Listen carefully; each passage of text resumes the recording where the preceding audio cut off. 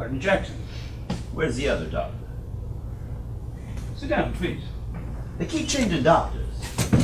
Would you rather see the other doctor? No, man.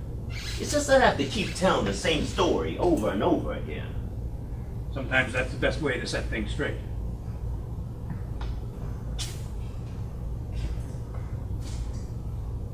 You're not in the Army, huh? How can you tell? I drove down from New York today to see you. Ah, must be a really bad case. You're a complicated case. Like they say, a special case. I am a special case. Did you know that? Well, they do seem to be keeping a pretty close eye on you. I went AWOL twice from this hospital. Oh, But they'll never do anything to me. I understand. You understand, huh? I understand your situation. Yeah. Mind telling me what it is? You don't need me to tell you that. Then what do I need you for? I don't know. Maybe I need you. That's a new one. That's one they haven't tried yet. Oh? Every doctor's got its own tricks. Oh? And that's one of yours. Oh? And what is that? When it's your turn to talk, you get this look on your face. Kind of like an old owl who's been constipated for about 500 years. You know. And then you say, oh? Man, this is a farce. What should we do about it? Who's this we? Who else is there? We just gonna keep asking each other questions? I don't know. What do you think? What do you think, man? Do you think? I listen. Nah, I mean, what do you think? You got that folder there. My life is in here. I'm starting to get to the end of the line with all this stuff. Like there's not much time. I'm aware of that.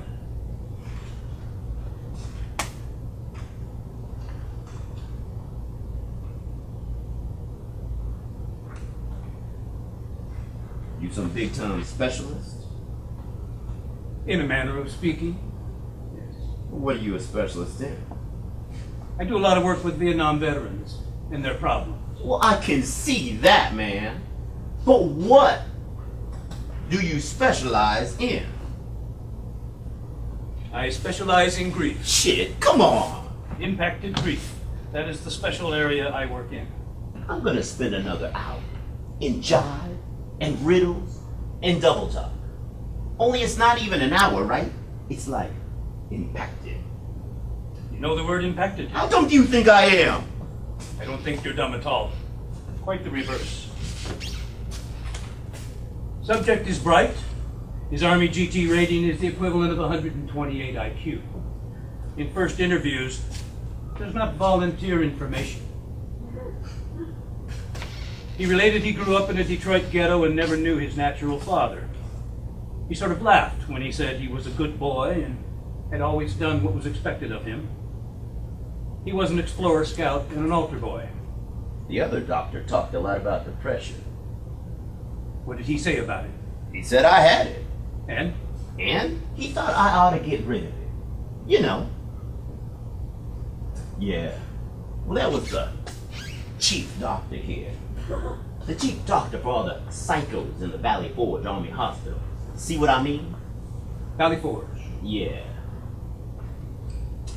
Why don't you get rid of it? Sometimes that's just what I want to do. Sometimes I want to throw it in their faces.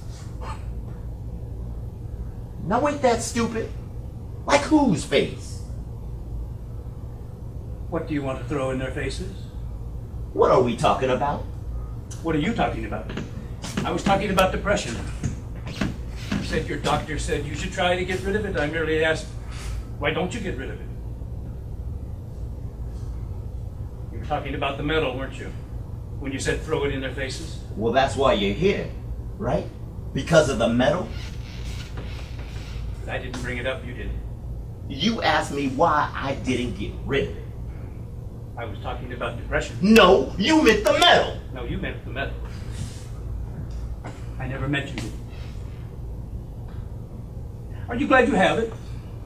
The depression? The medal? Oh man. Oh my. Suppose I didn't have that medal. I mean, you wouldn't be here, right? You wouldn't know me from a hole in the wall. I would be invisible to you, like 100,000 other dudes who got themselves sent over there to get shot at by a lot of little Chinamen hiding up in trees. I mean, you are a famous doctor, right? Because you know, I am a special case. Well, I am. I am one big tidbit.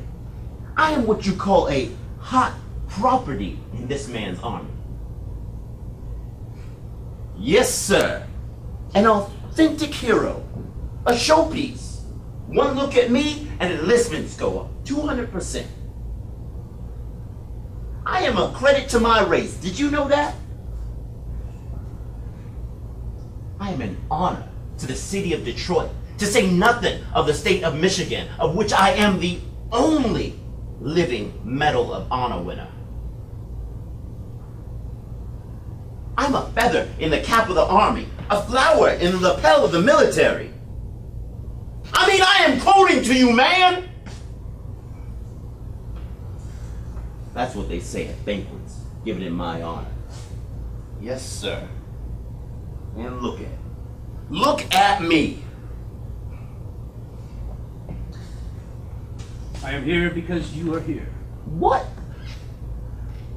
You asked, would I be here if you hadn't been given that medal? But if you hadn't been given that medal, you wouldn't be here either. If my grandmother had wheels, she'd be a trolley car. It's a very big if, you see. Yeah, but I'm saying a different kind of if. Because if a trolley car didn't have no wheels, it still wouldn't be nobody's grandmother. It would just be a trolley car that couldn't go nowhere. Am I right? You're right. Still have the stomach pains? Yup. Nightmares? Yup. Same one? Yup. An anonymous soldier standing in front of him, the barrel of his AK-47 as big as a railroad tunnel, his finger on the trigger slowly pressing it. That's the one. Who is that anonymous soldier? You know who that is. No, I don't. Ain't you done your homework? My memory is shaky. Please? That's the dude who should have killed me. Should have. Would have. But what happened? He misfired. And? And that's it. That's what? That's it, man. I mean, what do you want? A flag that pops out of the end of his rifle and says, bang? They say you beat him to death with the butt of your weapon in combat near Dakto. That's what they say. That is what they say. So I've heard. What else have you heard? That I showed conspicuous gallantry. Quoting to me. That's what they say at banquets, given in my honor. It's from the citation, is it not? Conspicuous gallantry, above and beyond the call of duty. Our hearts and our hopes are turned to peace as we assemble here in the East Room this morning. Lyndon B. Johnson? You got it. What did you feel? Nothing. But you were crying when you put the medal around your neck. See, you done your homework. Are you going to poke fun at me for the whole hour? Anything wrong with fun? Deal. DJ! People call me DJ. That's in your folder, too. DJ, Yes, Doctor? would you like to listen to me for a moment? I thought you was the one to do all the listening. I can't listen if you won't tell me anything. Well, I am telling you, man! If I knew what to tell to make me feel better, I would have done it a long time ago. I ain't the doctor. I can't cure myself. Except one way, maybe. What are you thinking right now? Nothing. Nothing in your head? No image? It ain't got nothing to do with me. But you thought of it. It's about other guys in the NAM. The stories we used to hear. Yes? We used to hear this combat story. Standing up in a firefight. But I wasn't in much combat. Did you know that? Except at Dato. Yeah. These guys, in their 10th, 11th month, you know we had to be there for 365 days on the button. Like we got fed into one end of the computer. And if we stayed lucky, the computer would shit us back out again 1 year later. These grunts, that's what we call the infantry. I know. Now, I was in the tank myself. What was it you heard about these grunts? 10 months in the jungle. Their feet are rotted. They seen torture, burnings, people being skinned alive. Stories ain't never gonna tell no doctor. Believe me. Like, you never seen anything like that, right? So you can't comprehend this. You never seen your best friend's head blown right off his body so you can look right down his neck hole. Someone you love. I'm telling you like I mean it. Someone you loved.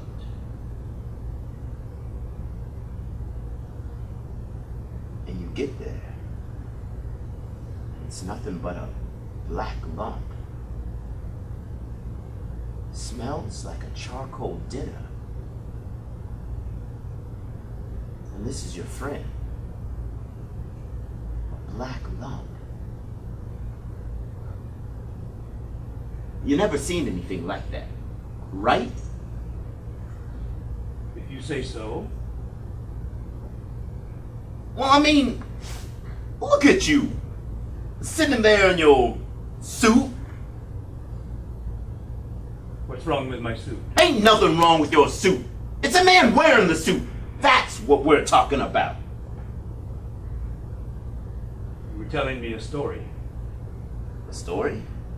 about grunts standing up in a firefight. Oh, yeah.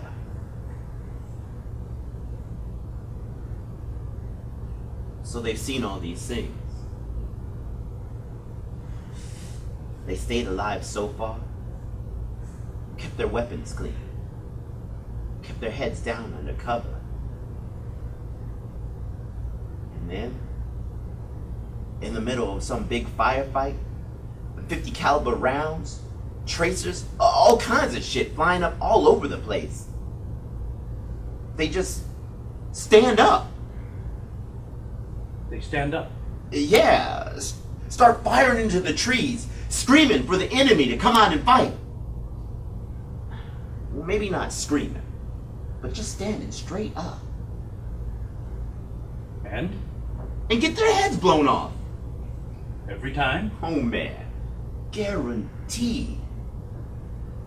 Do you know how long you last standing up that way? a few seconds. You're a bright fella. So, why did they stand up? Yeah, why? Why do you think they stood up? I don't know. You're the doctor. You tell me. What made you think of it just now? I don't know. What do you feel about it?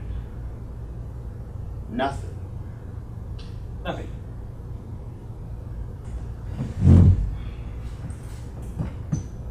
TJ, I'm going to tell you a few things right away. You're breaking the rules, Doc. So be it. Sometimes that's the only thing you can do. How do you know I won't report you to your superiors? My superior. Don't shrinks have superiors? I mean, there must be a shrink headquarters somewhere. Probably in New York. Probably. So I'll report that you did all the talking, and you made me, a psycho, take notes on everything you said. Here, man.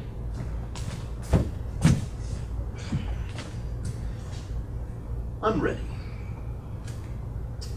So tell me, how do you feel now that you're gonna get busted into the ranks? Emptying bedpans and the such like. Oh? You see what's happening? We're playing games with each other. Because it's easy for you and you're good at it. You could go on this way for the entire hour, for a week, for a month, until it really is too late. You understand me? Do you? How dumb do you think I am? I ain't decided yet. I don't have a folder on you with your scores in it. Yes. You're very quick. You're a very witty man. When the things we touch on don't really matter to you. But when they do, you go numb. You claim to feel nothing. You recognize that? I don't know. Even your voice goes flat. Can you hear the sound of your own voice? I don't know. There. You see that? What? I merely mentioned the fact that you go numb and you did. What do you think about that? Nothing. Nothing. You think nothing of the fact that you just go 100% numb like a stone in response to everything that really matters in your life? Well, I'm gonna tell you something, man. I don't know why I'm in this hospital. I don't know why I'm in this room. Well, then leave it. We're not getting anywhere. You mean I don't have to stay here till my hour's up? No, I am not your commanding officer. So,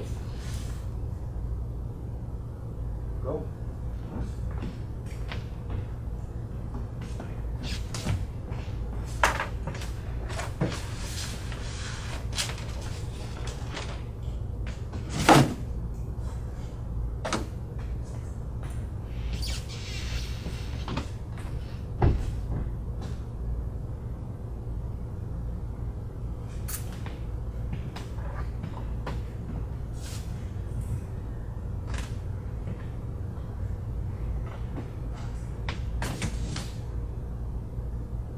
If I go out there, I'll be in the corridors.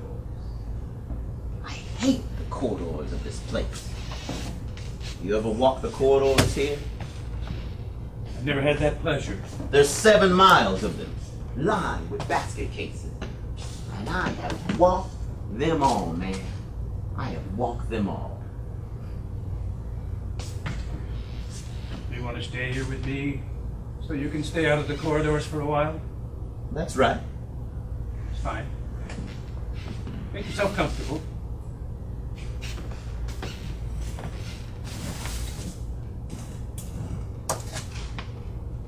You mind if I read?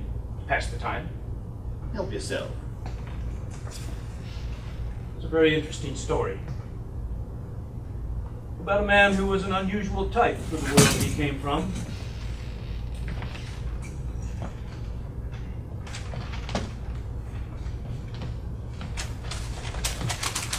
It's a case study I've been working on, writing it out for myself. Rather gentle and decent in manner, almost always easygoing and humorous, noted for that. As a kid in a tough neighborhood, he had been trained by his mother to survive by combining the virtues of a Christian and a sprinter. He turned the other cheek, and he ran faster than anyone else. This man was sent by his country to fight in a war. But a war unlike any war he could have imagined. Brutal, without glory, without meaning,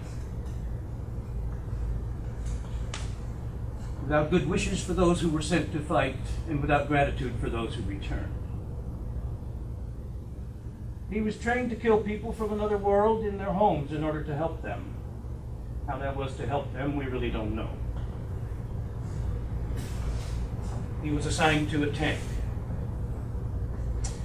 And he grew very close with the other members of the crew in that tank, as men always do in a war.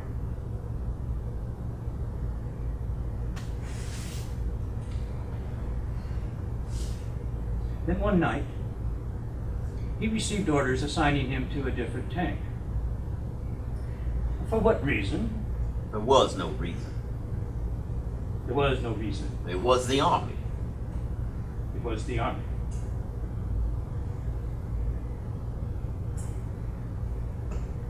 But he and his friends in that tank were relatively fortunate. For almost a year, they had endured insufferable heat, insects, and boredom, but they were never drawn into heavy combat. In the morning after he was assigned to a new tank, his platoon of 4 M48 tanks was driving down a road toward a place called Dak To, which meant nothing to him. When suddenly they were ambushed, first by enemy rockets, which destroyed 2 of the tanks, then by enemy soldiers who came out of the woods to attack the 2 tanks still in commission. This man we are speaking of was in one of those tanks. But the tank with his friends in it, the tank he would have been in, Should have been in. the tank he might have been in, that tank was on fire. It was about 60 feet away. And the crew he had spent 11 months and 22 days with in Vietnam were trapped inside it.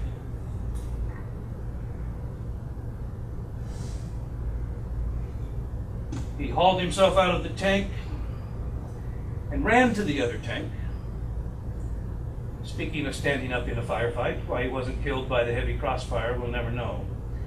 He pulled out the first man he came to in the turret. His body was blackened and charred, but he was still alive. He just kept making this noise to me. Over and over again. Just kept making the same noise. But I couldn't find out where his mouth was.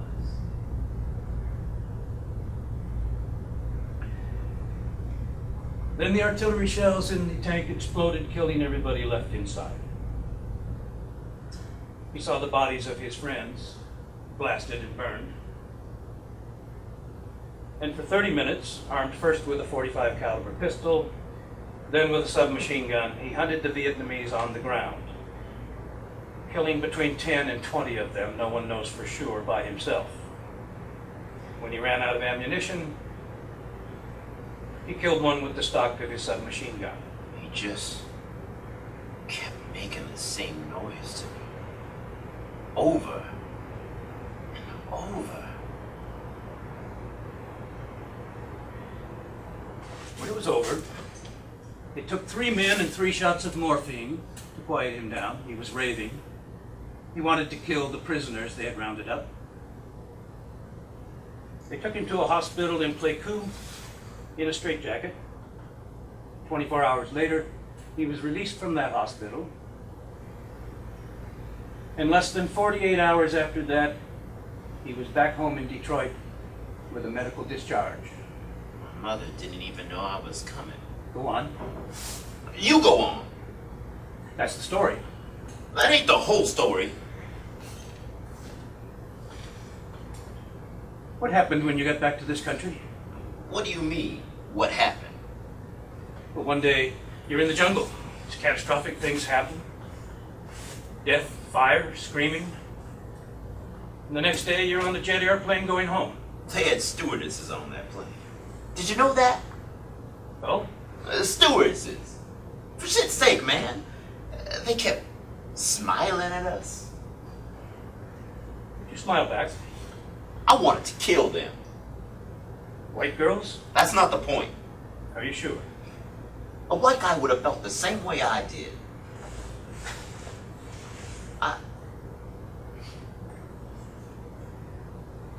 I wanted to throw a hand grenade right in the middle of all those teeth. You think that was a good feeling? Blowing up a girl's face because she's smiling at me? Well, let me tell you, man. It's not the way my mama raised me. Not exactly. Neither was the war, was it? Doc, am I crazy? Maybe a little bit, but it's temporary. Can be cured. You can cure me? I didn't say that. Yeah, but you meant it, didn't you? What was it like when you landed back in this country? You actually think that you can cure me? Did they have a victory parade for you? Victory parade? Soldiers always used to get a parade when they came home. Made them feel better. Man, victory parades. You mean there was no band playing when you landed in the States? Man, let me tell you something. You didn't march together with your unit? Unit? What unit? Well, the people you came back with. I didn't know a soul on that plane, man. I didn't have no unit.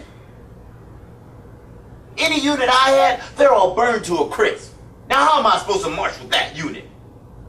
With a whisk broom? Pushing all these little black crumbs down the street? Everybody cheering? There's Willie. See that little black crumb there? That's all Willie. No. That there crumb is our son Georgie. Hi, Georgie. Good to have you home, boy. Huh? What are you talking about? This wasn't World War II, man. They sent us back one by one when our number came up. I told you about that. People got burned to a crisp in World War II. Yeah, but there was a difference. Because I heard about that war. People were made to feel like something. They were made to feel better, at least for a little while. That is just what I was thinking. Then why didn't you just say that?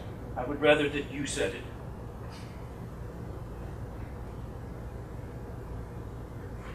Were you in that war? I remember it very well. And you knew guys who had a parade with their unit. I did. Banners, ticker tape. Man. How long ago was that? Where did you land? Seattle. Daytime? Night? Night.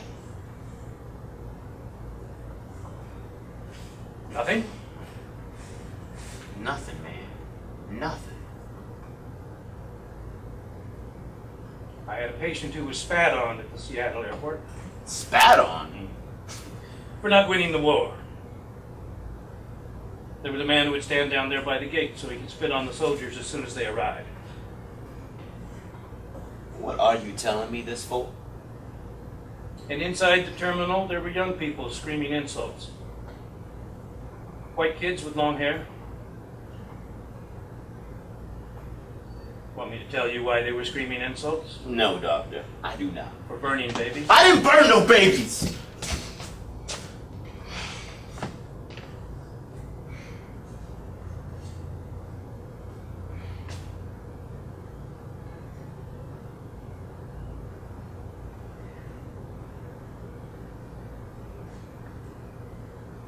The first day I arrived, like everything, was disorganized.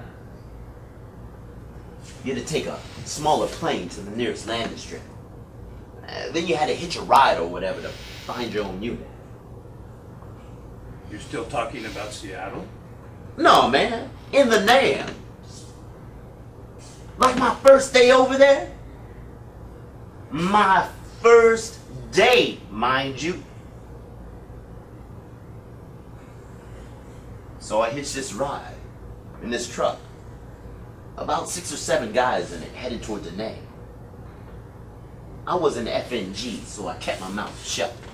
FNG. FNG.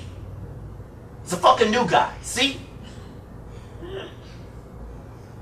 They all pick on you over there. They hate you, like just because you're new. Like you can't be trusted yet because you ain't been through the miseries they've been having. At least not yet.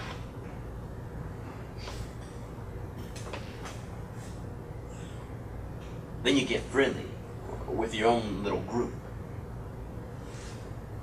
You own 3 or 4 friends. The guys in my tank.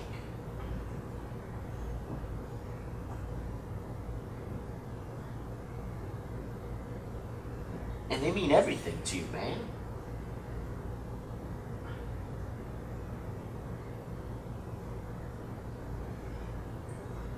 They're like family.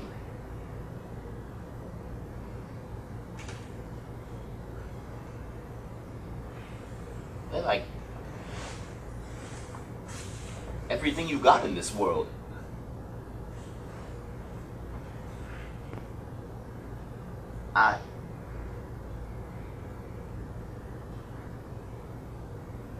See, that was the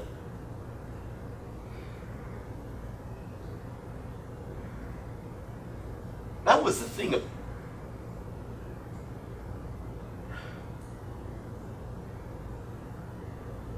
oh, man.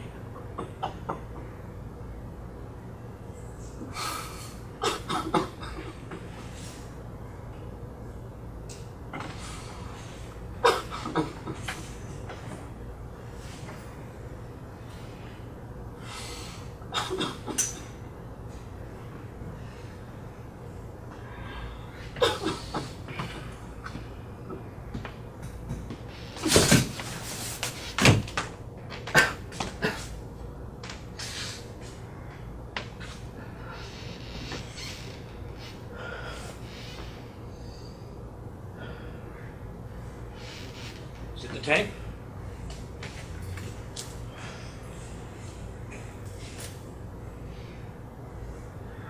Can you say it?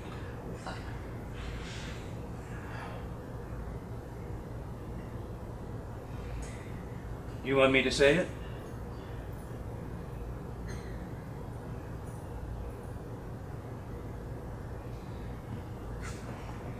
You don't know why you are alive and they are dead. You think you should be dead too. Sometimes you feel you really are dead already. You can't feel anything because it's too painful. You dream about that rifle that should have killed you. Its barrel right in your face. And you don't know why it didn't kill you. Why just that rifle misfired. And what about that transfer out of their tank? Why that night? Why you? Why the ambush the next day?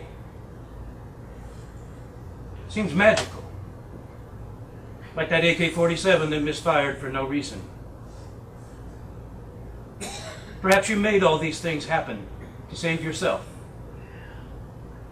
Perhaps it's your fault that your friends are dead.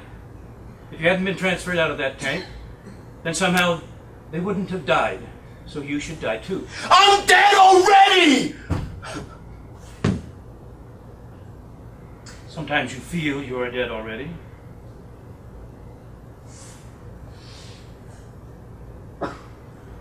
You want to die. Close your eyes quietly on all of this, and you don't know who to tell about it. So you keep it locked up, like some terrible secret. This is our work, DJ. This is what we have to do. I can't, man. I can't. You can. I know you can. How do you know all this? From a book? No. I've been through it. You were in the NAM? No, but I've had my case of survivor guilt. That's jive and double talk. Don't start that shit with me. It's just a shorthand way of describing a very complicated sickness. The kind of thing that makes a man feel so bad he wishes he were dead.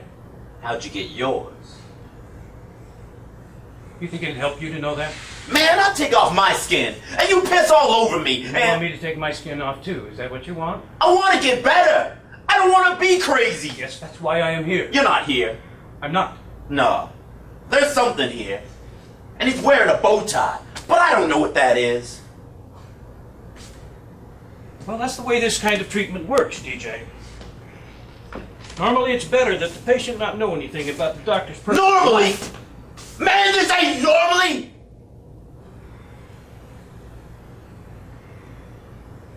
All right. All right. I wasn't born here. I'm from Poland. My grandmother was Jewish, but I was raised a regular kid, you see? Now, life tends to get very confusing in Poland. Either the Germans or the Russians are always rolling in, flattening the villages and setting the people on fire. Get the picture? Well, World War II came. The Nazis, the SS troops. And this time, All the Jewish children were to be killed. Sent to the camps, gassed, worked to death, starved to death, beaten to death. That was the program. You understand? I didn't think of myself as Jewish. We didn't light candles on Friday nights, none of that. I wasn't Jewish, but my mother's mother was, and so to the Nazis, I was Jewish. So I should be dead. I shouldn't be here. You are looking at someone who should be dead, like you.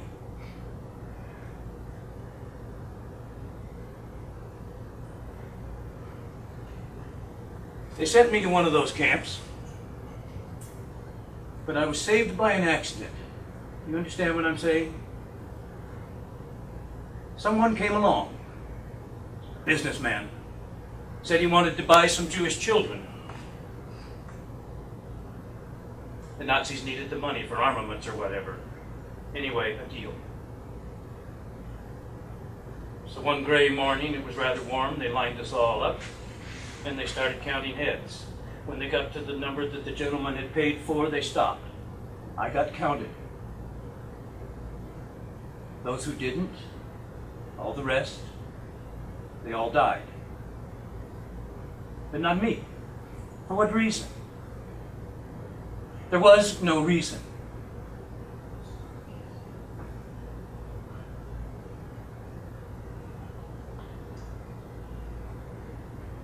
So that's it. I ended up eventually over here. Toward the end of the war, I lied about my age, and I joined the army. I thought I wanted revenge, but now I know I wanted to die. To be shot over there. But I failed. Came back. I even marched in a victory parade with my unit, so I was luckier than you, DJ. But still, I didn't know why I hadn't died when all the others died. I thought it must be magic. I thought their deaths were my fault. Some kind of trade-off. My survival for their death. My parents. My brother. My sister. I got very sick. Depressed. Dead feeling. How did you get better? The same way you will. I thought you was the one gonna cure me. No. Essentially, you will cure yourself. Wow. Others, men like you, have been through such things and they have gotten better. That should make you feel a little better first. Yeah. Misery loves company, right? Nothing magic happened, DJ. None of this was your fault. How much time we got left, Doc? Don't worry about the time. We have all the time we need. You're the one always stealing a look at your watch. It's just a bad habit. Like picking my nose. Ain't seen you picking your nose. You will. You will. I guess that gives me something to look forward to in my hospital stay. I guess it does. A treat instead of a treatment.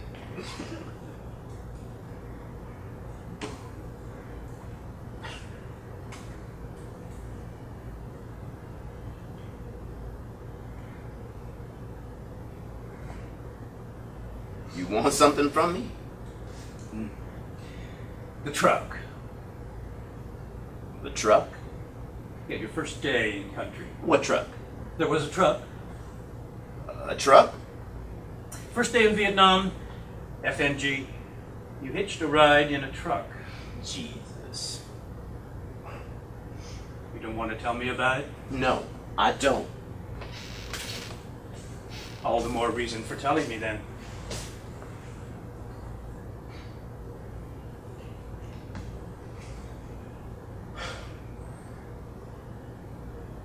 We were riding along in this truck.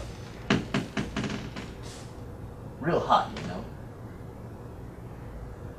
Nobody was much around. When we see there's a bunch of kids crossing the road up ahead of us. 3, maybe 4 of them. I don't know. How old were they? It's hard to tell. I mean, those people are all so small. All dried up and tiny like? I don't know, 10, maybe 12 years old. And?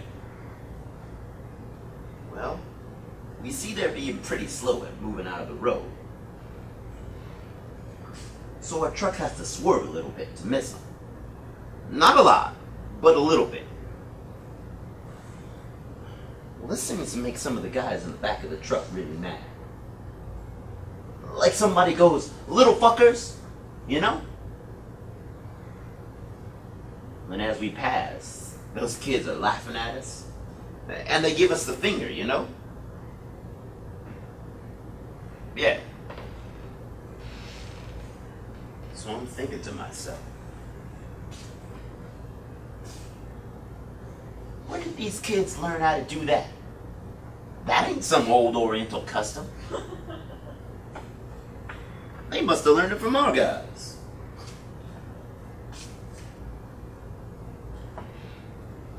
Suddenly, the guys in the back of the truck start screaming for the driver to back up. So he jams this thing in reverse. I mean, there's this huge cloud of dust. He's grinding this thing all the way back as if he means to run these kids down backwards. Kids run away, of course. But one, maybe two of them, I don't know, they stop you, see? And they give us the finger again from the side of the road. And they're all laughing.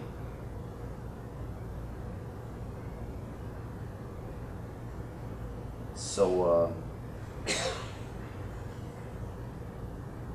the guys on the truck just start opening fire.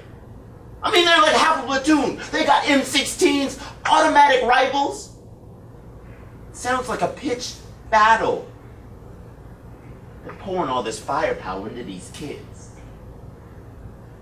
The kids are lying on the ground. They're dead about 100 times over. These guys are still firing rounds into their bodies. Like they've gone crazy or something. When the kids, they're lying on the ground, giving these little jumps in the air like rag dolls. And they flop back down again. What happened next? They just sort of stopped. And then we drove away. I'm thinking to myself, I must be out of tune. My first day in the country. We ain't even reached the combat zone yet. And I'm thinking, like, this is the enemy? Kids who make our trucks give a little jog on the road and give us the finger. I mean, come on, man!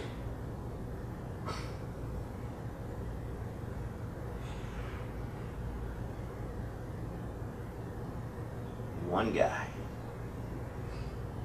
he sees I'm sort of staring back down the road. So he turns to me and gives me this little nudge, you know. And then he says to me, "See how we hose them little motherfuckers down, man? Hose them down. You like that?" These guys, they're blowing the smoke away from their muzzles, checking their weapons down, like they're a bunch of gunslingers out of the Old West. Why do you think they did all that? I don't know. They went crazy, that's why. Crazy. Were all these soldiers white? I don't remember. What do you think? I think some of them were white. What did you do? What do you mean, what did I do?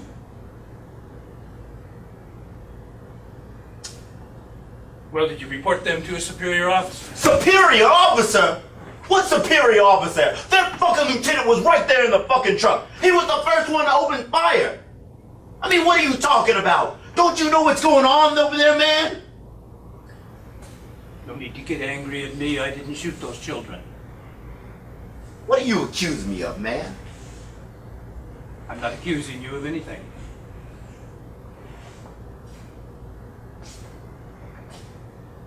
What are you saying? I mean, you think you're so much better, so much smarter than me? What would you have done? You weren't over there. That's why you can sit here and be the judge, right? I mean, look at you, sitting there in your suit with that shit-eating grin on your face. Getting mad at my suit again? You think my suit cousin, TJ? Put that down. Put it down.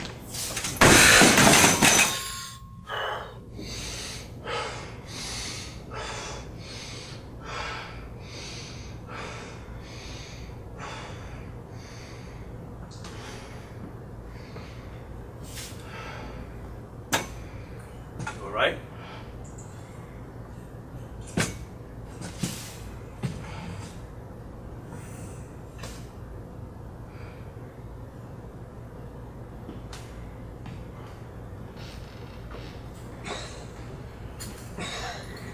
How did you feel about being a killer? I didn't kill those kids, man.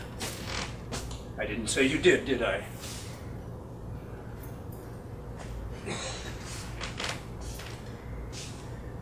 Did you tell any of the people at home about any of this? The truck? Docto? No, I didn't. Well, didn't they ask? Didn't they wonder why you came home early? Yeah, they asked. Who asked? My mother. A little kid sometimes. My girl B. Sounds like everyone. Nah, not everybody. A lot of people didn't even give a shit what happened over there. You pretended you didn't give a shit either. What do you want me to say, man? What did you tell them when your mother or your friends asked you? You guess. You're the specialist. All right, I will.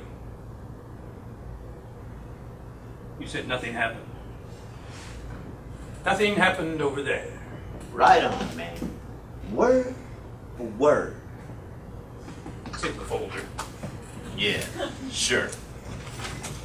It also says that you lay up in your room staring at the ceiling a lot. Read. Read, man. I'm tired.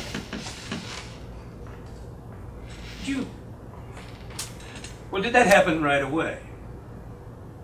Right away? Nah. At first I felt pretty good, considering, Considering you'd been heavily narcotized, tied up in a straitjacket, and shipped home in a semi-coma after surviving a hell of death and horror, which should have left you, by all odds, dead yourself. yeah, considering that. Did you feel lucky that you had survived at first? I just used to like going to bars with my cousin William. My friends. I like seeing my mama and my girl Patrice. I used to joke to them. I tried to be good. I used to go down and shoot baskets with the kids down the block. You understand? Of course. And then what happened? It didn't last. And? And I started laying around my room, staring at the ceiling. But what happened? What changed you? I don't remember. But you did go numb. You're talking me around in circles, Doc. Sorry. It's just this terrible delayed reaction. It seems so mysterious, but it's a common pattern for men who have been through your kind of combat trauma. Well, I am glad to hear that. But I began thinking that maybe my girl B might just want a man that could see and hear and feel and do things. You know, a man that can walk and talk, stuff like that. Stopped having sexual relations with her? Well, I have been trying to send you signals, man. You're not too quick on the pickup. Did she criticize you? Not about that. She wanted me to get a job so we could get married. Well, the job situation in Detroit must have been difficult. Especially if you lay up in your room, staring at the ceiling all day. Funny thing about the city of Detroit, not too many people come up through your room offering you a job on most days. Did you know that? Yes, I've heard that. Did you stop getting out of bed altogether? Nah. I used to put my feet on the floor once in a while. I used to go down to the VA and stand in line, wait for my check. How did they treat you down at the veterans office? Like shit. Do you know why they treated you like that? It just wasn't me personally, man. I know. But do you know why? Do you know? A vet down the block from me flipped out last week. Jumped up in the middle of his sleep and killed his woman laying in bed. Because he thought she was the Viet Cong laying in ambush for him. If I just lose my cool, flip out, what's to stop me from going up and down the streets of Detroit killing everything I see?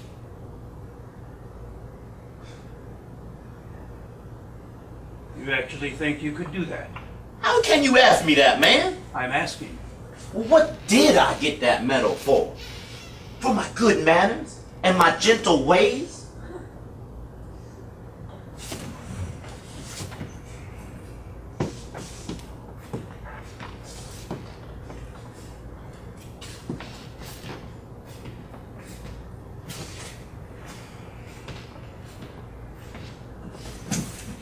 Tell me when you actually got the medal. You're making me nervous, Doc. Well, as my grandmother would say, that should be the worst thing would ever happen to you. That's the grandmother that could have been a trolley car. If she had wheels. Yeah, if she had wheels, right. Tell me when you actually got the medal. I'd been home 8 or 9 months when I get this call from some army office. They say they want to know if I've been clean, if I've had any arrests. I tell them I'm clean and just to leave me alone. 2 MPs come to the door. They scare the shit out of my mama. They tell her they just want to know a few things. If I've been a good boy, if I've been taking any drugs. She makes me roll up my sleeves right there in the show. No tracks, you see? When they leave, she's sure I've done something terrible. That I shouldn't be afraid to tell her, that she'd forgive me anything. And all I can do is sit in the kitchen and laugh at her, which makes her more mad, even more sure that I've done something weird.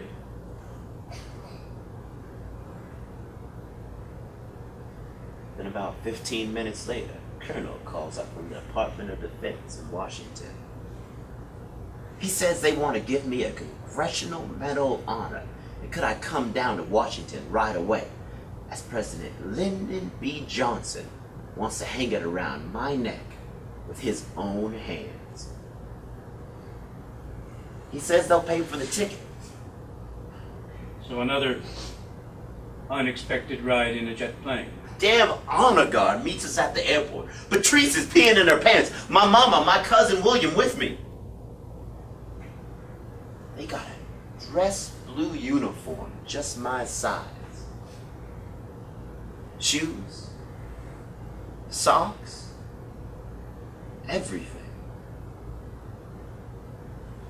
Escort sirens. And just yesterday, they didn't know if I was a junkie on the streets. Today, the President of the United States of America can't wait to see me.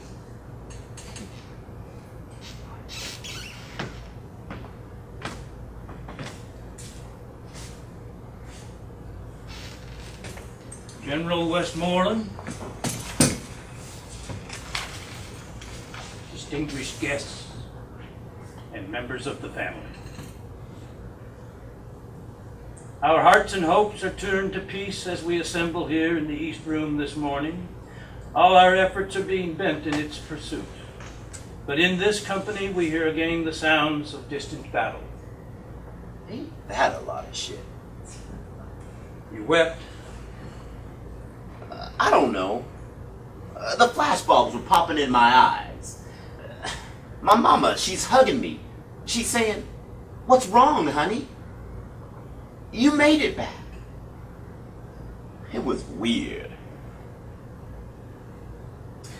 This room echoes once more to those words that describe the heights of bravery in war, above and beyond the call of duty. 5 heroic sons of America come to us today from the tortured fields of Vietnam. They come to remind us that so long as this conflict continues, our purpose and our hopes rest on the steadfast bravery of young men in battle. These 5 soldiers, in their separate moments of supreme testing, summoned a degree of courage that stirs wonder and respect and an overpowering pride in all of us. Through their spectacular courage, they set themselves apart in a very select company. Weird, man. Why was it weird? I don't know. You do know. What do you want from me? What did you get that medal for? Your good manners and your gentle ways? I got that medal for going totally out of my fucking skull and killing everything that crossed my sight.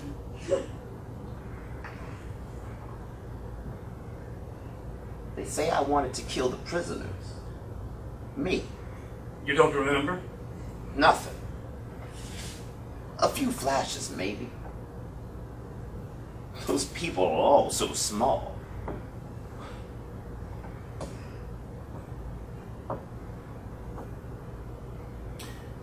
So, your mother is hugging you in the White House for doing what she had trained you all your life not to do, for being a killer, and everyone is congratulating you for it. And your dead friends from the tank, whom you tried so hard to bury, come back to haunt you. You have to relive that story, that flash of combat, when a man's life changes forever, when he literally goes crazy, psychotic in a world with no past and no future. Compacted into just a few seconds, he can see his life slide away from him, and all he can do is kill.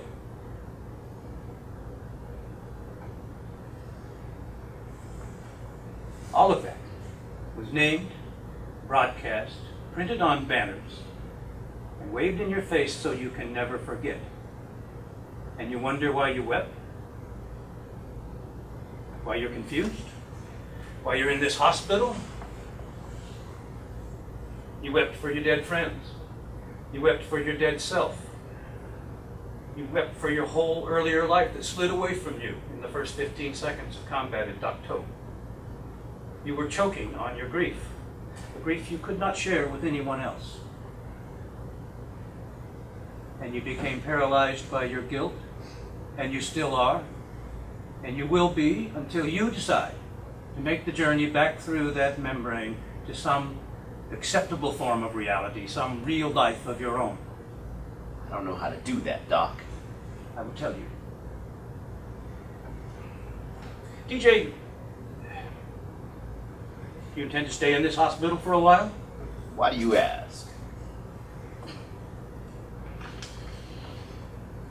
Subject given 30-day convalescent leave, 16 October 1970. Absent without leave until 12 January 1971, when subject returned to Army Hospital on own volition. Subsequent hearing recommended dismissal of AWOL charge and reinstatement of back pay in cognizance of subject's outstanding record in Vietnam. Well, yeah. They can't do anything to me. Because of the medal. Because of the medal. afraid we only have a few minutes left today. I can come down again the day after tomorrow. And after that, if you like, I can see you 3 or 4 times a week. Busy man like you. But I'd like to have you transferred to New York. I can do that, if you'll put in the request.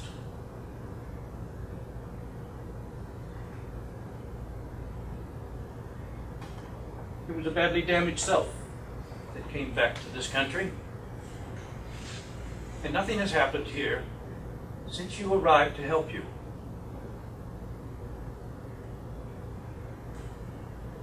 Nothing. We'll see.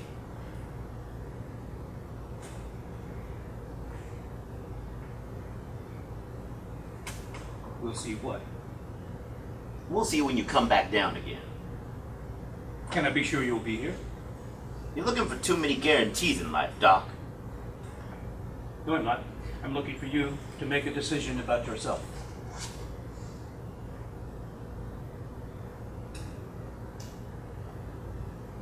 It's a very badly damaged self that you brought back to this country.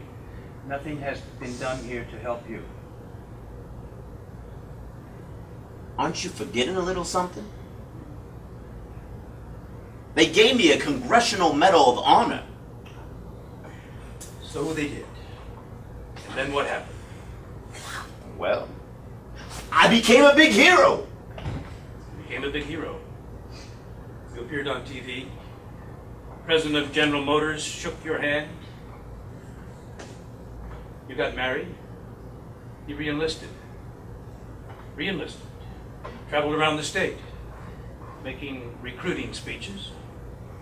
You bought a new car. You got a house with a big mortgage. Everyone gave you credit. For a while. Rags to riches, man. And then, back to rags again.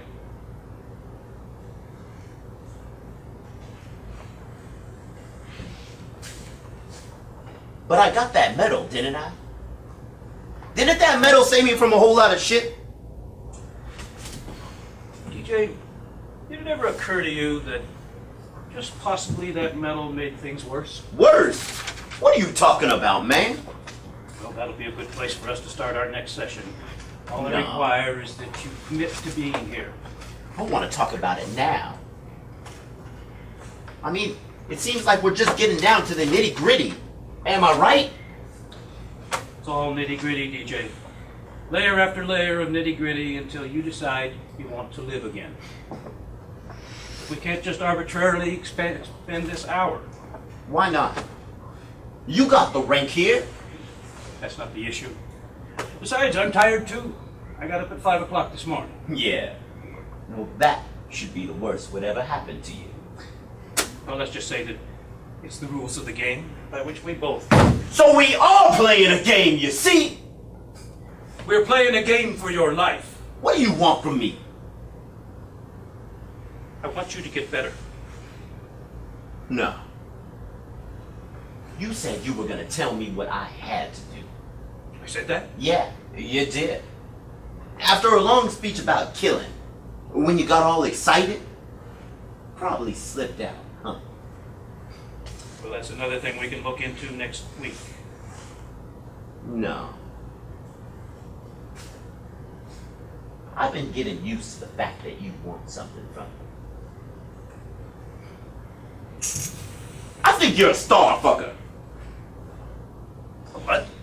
A star fucker. You know, like in the rock world or in the movies. These chicks who hang around close to the stars, they get their kicks, their thrills out of that. I'm not a chick. Yeah, but you like one. Meaning?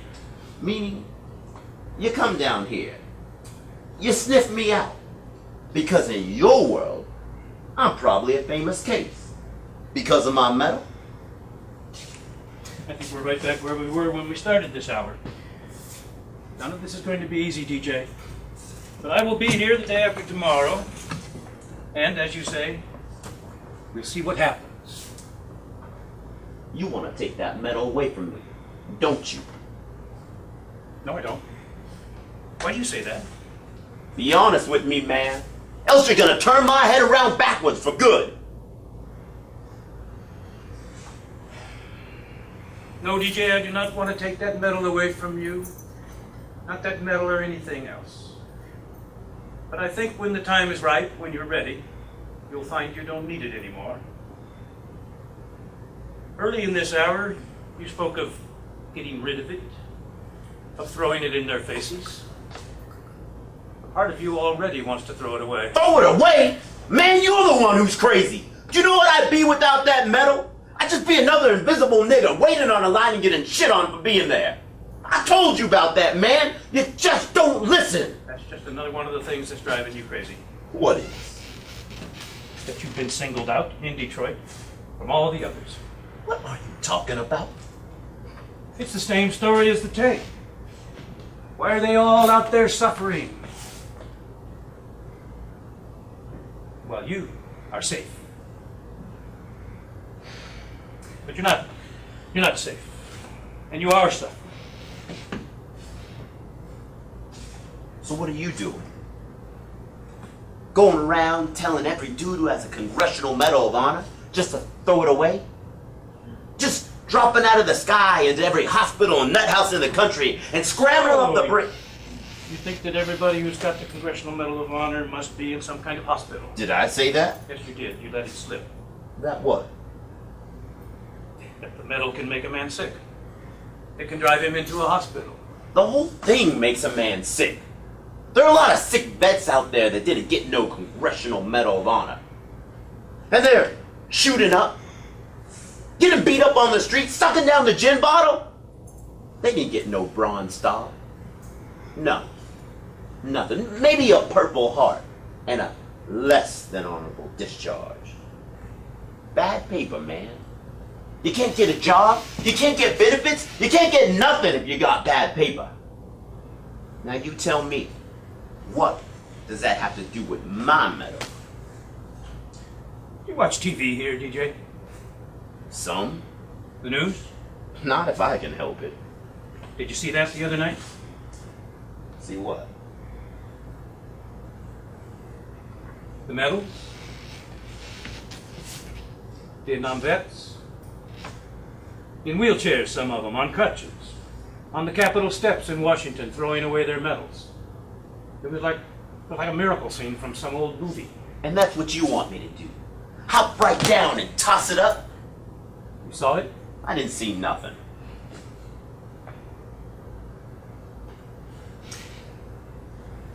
Some of those men, well, I happen to know some of those men. You cured them? No, they're curing themselves. And they're a lot like you, DJ, but they refuse to stay isolated. They get together in therapy groups, which they started in New York. Rap sessions. A new kind of unit, you might say. Every man tells his own story. These are people who have been through the same fires you have. Who were there, whom you can trust. Doc, those people on TV are all white. I've been watching it. Yep. And I'm gonna tell you something.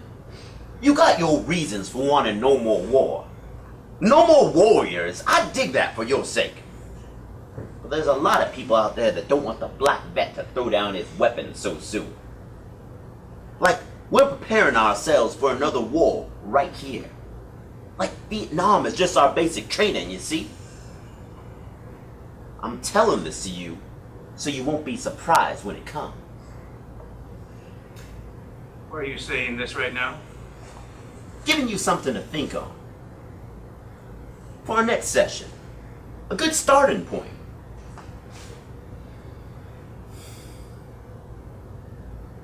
Still poking fun at me? Don't worry, Doc. I'll be here. You just go over and write your notes in the folder.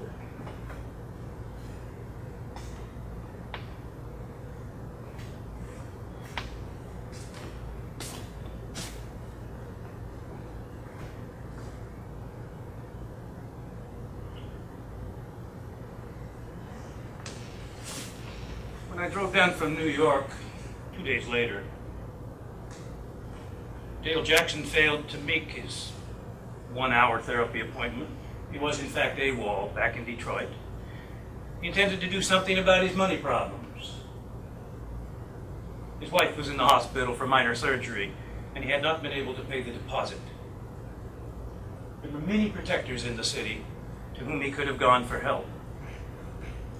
People who would never allow a Medal of Honor winner to sink into scandalous debt, but he went to see none of them this time. His wife was worried about the bill. This was on the night of April the 30th, and he told her that he'd be back to the hospital that evening with a check and with her bathrobe and her hair curlers. And before he left, he said, "Ain't you going to give me a kiss goodbye?" And he stuck his thumb in his mouth like a little boy, which made her laugh. Then he asked some friends to drive him to where he said he could get some money. He asked them to park in a white section of town. He walked down the sidewalk and into a grocery store and told the manager he was holding it up.